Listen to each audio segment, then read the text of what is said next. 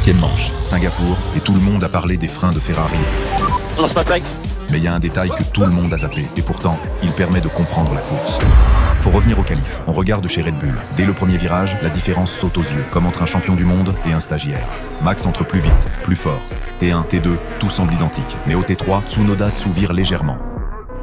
Le sous-virage, c'est simple. L'avant tourne moins que l'arrière, et tu perds en motricité. Là où Verstappen garde la vitesse, Tsunoda, lui, décroche un peu. Au T5, Verstappen corrige un petit survirage avec un lift rapide.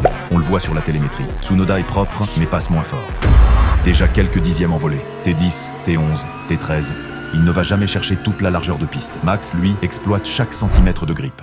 Tsunoda freine plus tôt, accélère plus tard. Surtout au T13, on reconnaît le style de Verstappen. C'est une signature que tu sais reconnaître de loin, comme celle de Donald Trump. Encore un point en commun entre deux racistes. Max conduit une voiture taillée sur mesure pour lui. Une voiture avec un avant ultra pointu, qui réagit au moindre mouvement de volant, et un arrière plus léger, presque instable.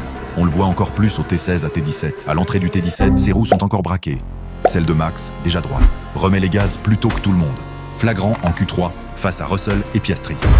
Et pendant la course, ça saute aux yeux. Les deux Red Bull affichent l'écart le plus énorme entre coéquipiers sur toute la grille. La vraie différence entre les deux Red Bull, c'est la confiance. On regretterait presque Checo. Merci Helmut. Résultat, Max termine sur le podium. Devant les McLaren, les meilleures voitures de la saison. Tsunoda, lui, finit 12e, même derrière les Ferrari qui n'avaient plus de frein. Don't see my complaint.